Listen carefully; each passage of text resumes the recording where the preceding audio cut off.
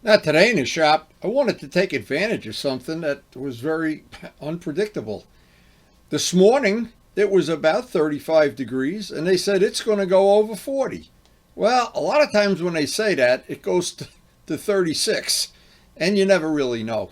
And the sun really didn't come out today, but I wanted to take advantage of the fact that I hadn't ridden in a long time. I've been working like crazy on shop projects, and I just needed to get out of the house for a little while. So I thought one of the things I could do today is test out the Windslayer, and this would give me an opportunity to try it. Today it's simple. It's going to be 45 degrees at some point in the day, and I want to get a short ride in. And what could be better than having a brand new, with only a little less than 5,000 miles.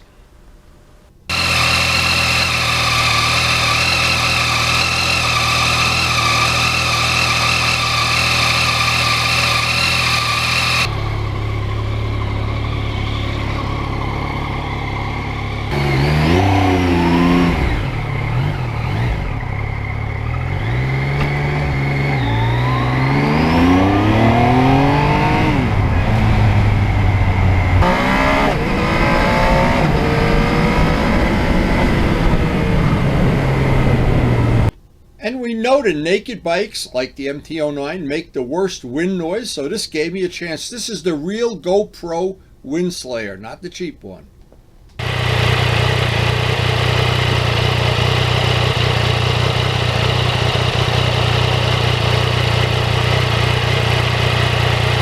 And I really wanted to do this test for Turbo Steve's benefit as well as mine.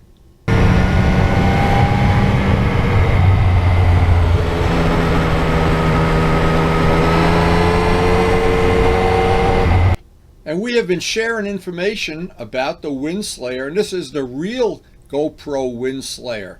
So this one is it looks like it's better than the cheesy one by a lot.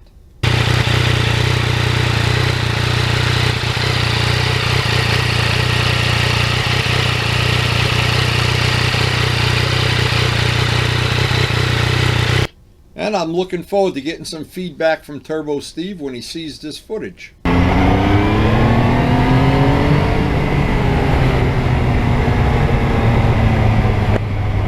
And my initial feeling is this one is way better. There was a cheap Chinese replica one, and this is a real GoPro one. This one seems like the best of all of them.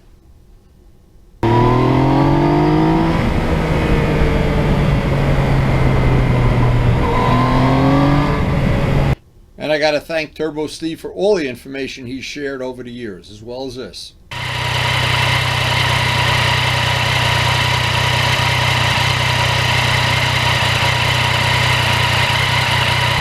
And we all want to make the videos as good as possible, share them and have fun with them and share them with our friends.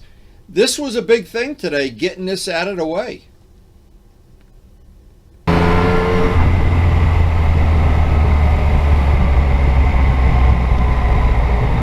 Now I'll be looking forward to getting out on the open highway where I can get it up to 100 miles an hour or so and get an idea of how that's going to be at really high speeds.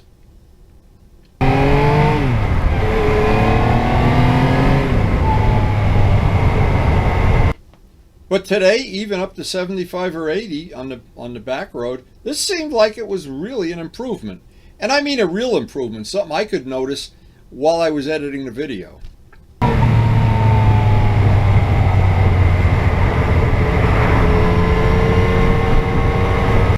And that wind noise is obviously really, really annoying.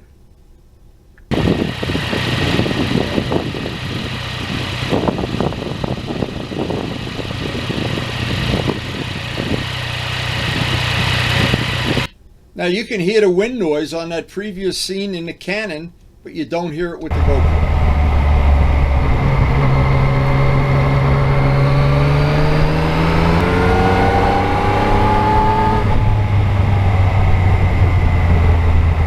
Well, it's good to be home. It's good to know that that coffee is on.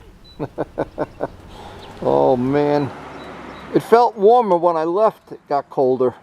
There's no sun, not much sun today, so. But it's been, even a short ride is better than no ride at all, that's for sure. And today I got a little ride in the middle of a patch of some really crappy weather. And all I can say is that same old thing. A short ride is better than no ride at all.